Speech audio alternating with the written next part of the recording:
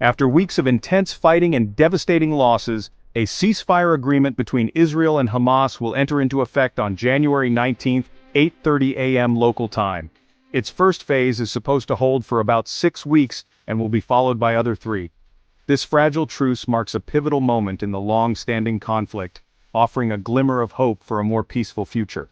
The ceasefire agreement, brokered by Egypt and other international actors, aims to halt the violence and address some of the underlying issues that have fueled the conflict. This recent escalation of violence has had a devastating impact on both sides, particularly in the Gaza Strip. The ceasefire is a welcome reprieve for the millions of people caught in the crossfire, who have endured weeks of fear and uncertainty.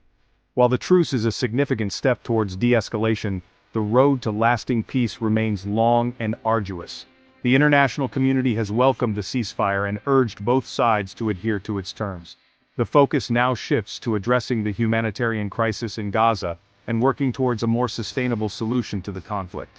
The coming days and weeks will be crucial in determining whether this ceasefire will hold and pave the way for meaningful dialogue and reconciliation.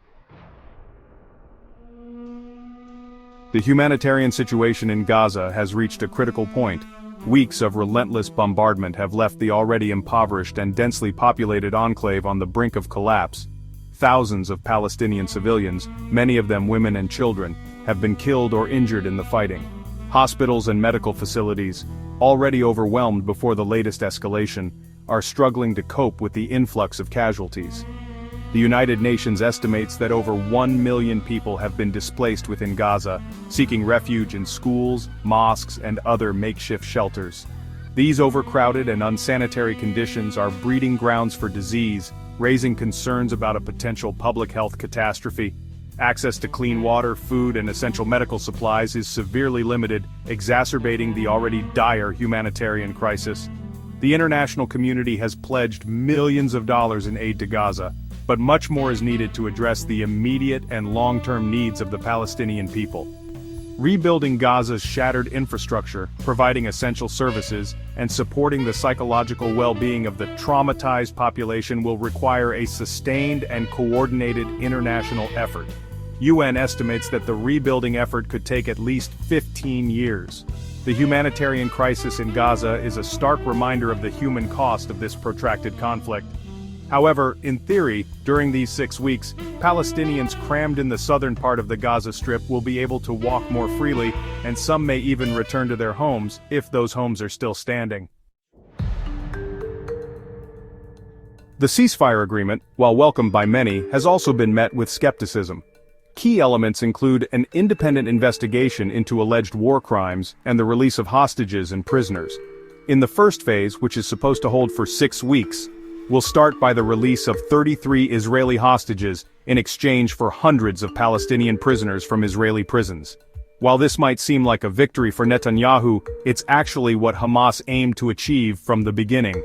Hamas, however, failed to predict the scale of Israel's response in October 2023.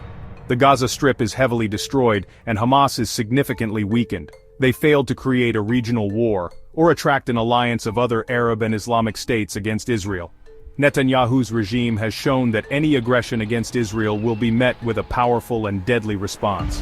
However, Israeli Prime Minister Benjamin Netanyahu and his allies recently have been condemned by the International Criminal Court in The Hague for war crimes and genocide, so now he faces a lot of internal and international criticism. The ceasefire agreement, while fragile, represents a glimmer of hope in a long and bloody conflict. In the next phases of the deal, if the ceasefire holds, more prisoner exchanges are expected. However, Netanyahu still needs the approval of the Knesset and especially his far-right allies who oppose concessions with Hamas. This political problem is incompatible with the interests of the Palestinian Authority and the idea of a two-state solution. The situation remains fragile and extremely complicated. The grievances that have fueled this conflict for decades remain largely unaddressed. The underlying issues of Palestinian statehood, the status of Jerusalem, and the right of return for refugees continue to be major stumbling blocks. Building lasting peace will require both sides to engage in good faith negotiations and make difficult compromises.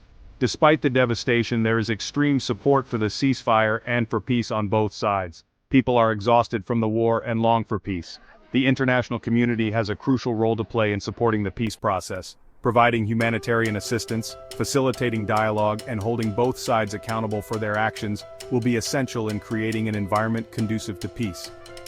The ceasefire is just the first step on a long and arduous journey.